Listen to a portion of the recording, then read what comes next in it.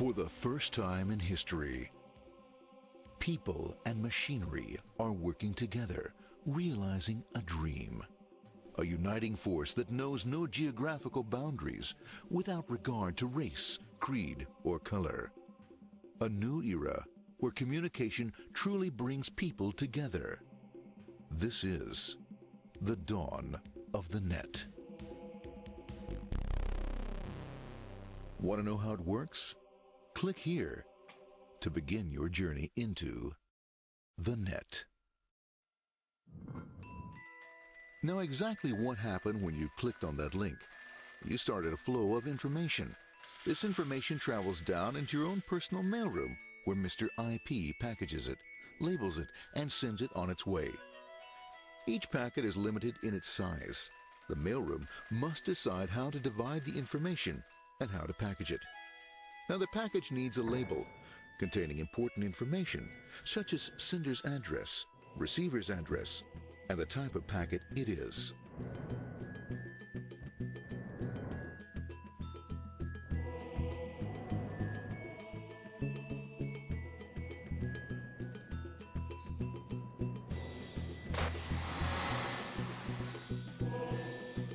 Because this particular packet is going out onto the Internet, it also gets an address for the proxy server, which has a special function, as we'll see later.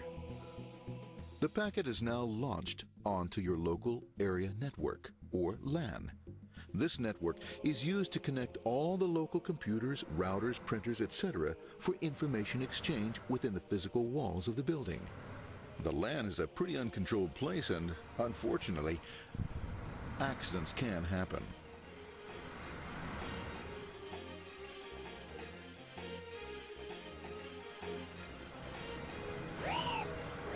The highway of the LAN is packed with all types of information. These are IP packets, Novell packets, Apple Talk packets. They're going against traffic, as usual.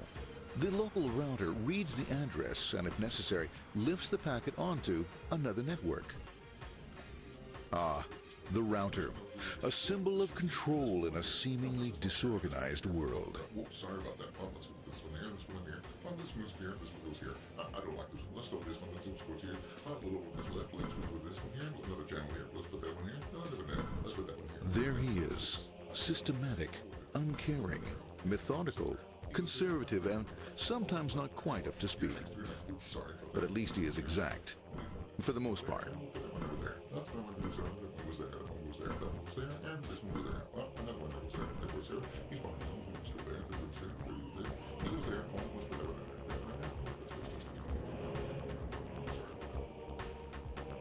there. As the packets leave the router, they make their way into the corporate intranet and head for the router switch. A bit more efficient than the router switch plays fast and loose with IP packets, deftly routing them along their way.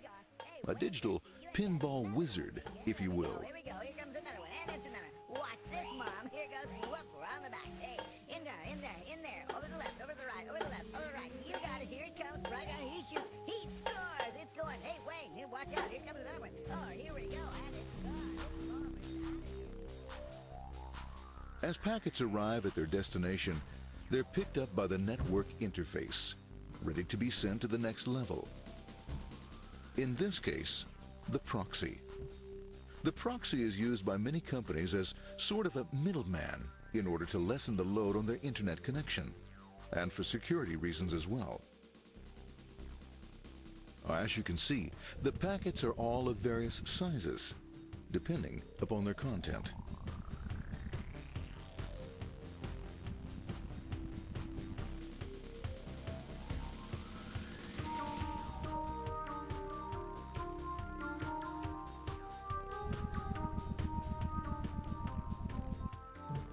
The proxy opens the packet and looks for the web address, or URL. Depending upon whether the address is acceptable, the packet is sent on to the Internet.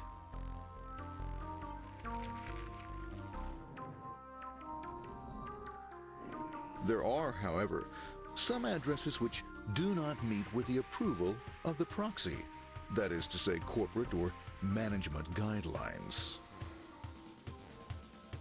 these are summarily dealt with. We'll have none of that. For those who make it, it's on the road again.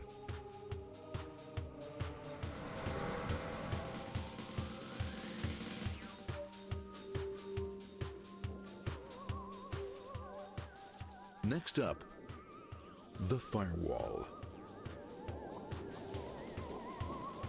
The corporate firewall serves two purposes. It prevents some rather nasty things from the Internet from coming into the intranet, and it can also prevent sensitive corporate information from being sent out onto the Internet. Once through the firewall, a router picks up the packet and places it onto a much narrower road, or bandwidth, as we say. Obviously, the road is not broad enough to take them all. Now you might wonder what happens to all those packets which don't make it along the way. Well, when Mr. IP doesn't receive an acknowledgement that a packet has been received in due time, he simply sends a replacement packet. We are now ready to enter the world of the Internet.